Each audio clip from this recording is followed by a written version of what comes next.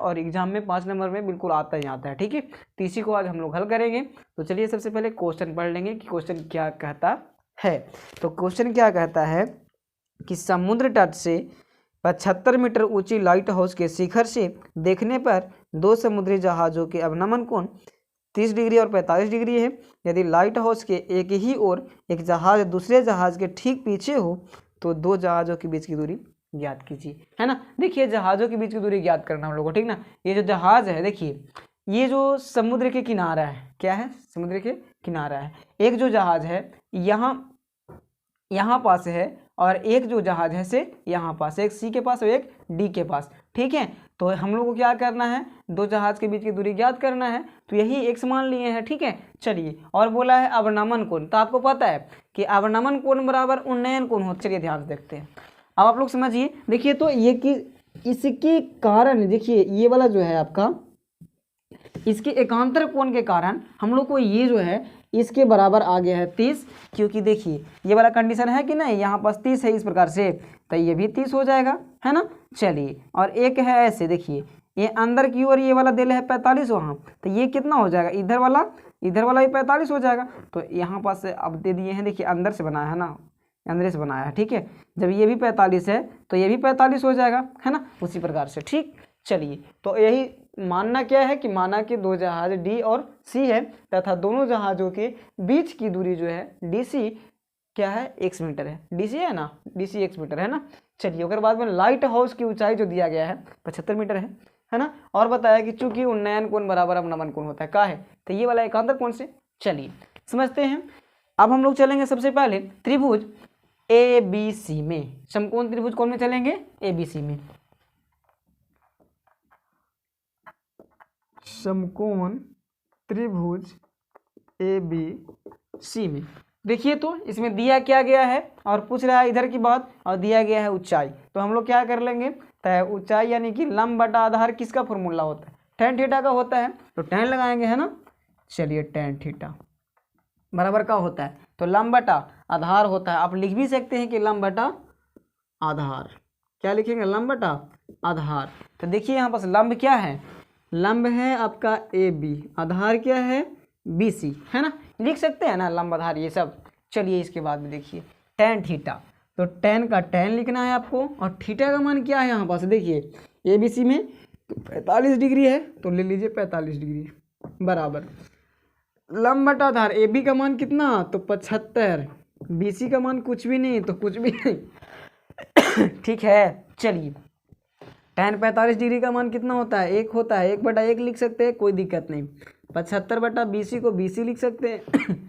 अब हम जब BC बराबर गुना करेंगे तिरछा तिरछी, तो क्या हो जाएगा, BC का BC हो जाएगा, और 75 में 1 से गुना करेंगे तो 75 हो जाएगा, है ना। चलिए ये सब आपको समीकरण में सिखा दिया गया होगा, हम यहाँ पास विशेष नहीं चर्चा कर रहे हैं। आपको अगर बढ़िया से देखना है तो आप प्लेलिस्ट को चेक करें और वहाँ जाकर समीकरण की वीडियो देख लें। चलिए आइए, तो BC बराबर आ गया 75, तो आप इसको फर्स्ट समीकरण मान लीजिए। ठीक है, आइए अब दूसरा चलेंगे। दूसरा शर्त क्या है, शर्त सेकंड। ठीक है, ये पहला था। चलिए आप इसके जगह पर या का चिन्ह दे सकते हैं, नो टेंशन नो प्रॉब्लम, है ना।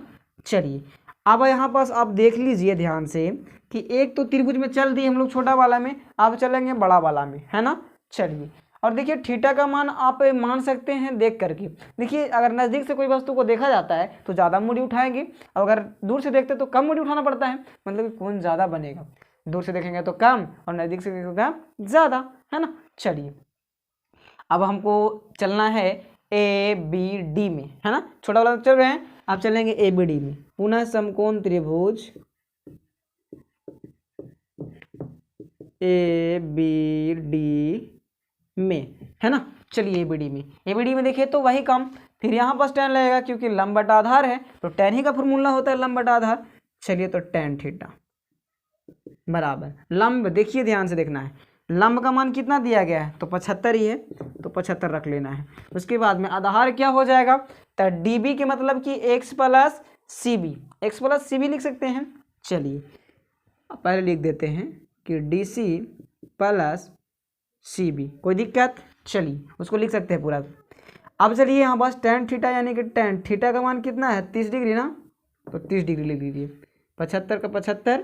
आइए DC का मान क्या दिया गया है, x दिया गया है तो x ले लीजिए, प्लस क्या करेंगे कि CB का मान क्या है, तो CB का मान अभी हम तुरंत निकाले, देखिए, या BC का मान, CB या BC उसको बोल सकते हैं, तो BC का मान यहाँ पर रख सकते हैं, कोई दिक्कत नहीं है, ठीक है।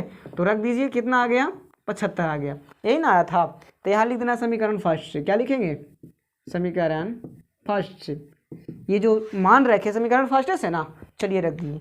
अब देखिए tan 30 डिग्री का मान कितना होता है, 1/√3 होता है, बराबर हो जाएगा 75/x + 75, ठीक है। चलिए इसको थोड़ा सा हल करेंगे तो ये x + 75 में करेंगे, 1 से गुना, तो x + 75 ही आएगा, बराबर 75 में √3 से गुना कीजिए तो 75√3 हो जाते ही, होगा ना, बिल्कुल होगा।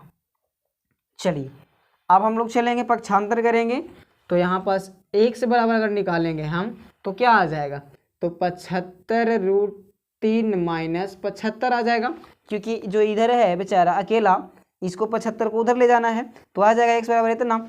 चलिए अब इसको से अब हम लोग को थोड़ा सा काम और करना है, बस कहानी हो गया ख़त्म। अब x बराबर क्या आ गया, तो 75√3 और -75, इसको अगर देखिए कॉमन क्या हो जाएगा, 75 दोनों में, तो कॉमन ले लेंगे, क्योंकि 75 दोनों में जो मिलता है वही कॉमन होता है, तो ले लेंगे 75 को कॉमन। जब हम 75 को कॉमन लेंगे तो क्या बच जाएगा, √3 - 1, चलिए √3 - 1 बचेगा ना, 75 के लिए 1 तो होगा। चलिए तो अब आपको ये जो मान आ गया, यही हो गया आपका x बराबर आंसर, क्या हो गया, आंसर मीटर।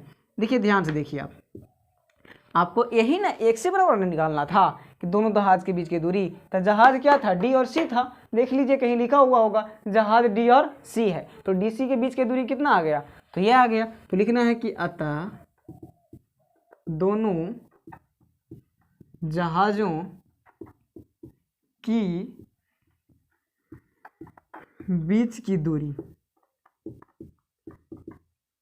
दूरी क्या था, x था, तो x बराबर क्या आ गया, तो 75 × √3 - 1 मीटर, क्या हो गया, यही हो गया आपका आंसर, ठीक है। तो आशा करते हैं ये वीडियो आपको समझ में आया होगा, बहुत ही आसान तरीका से, इसमें कुछ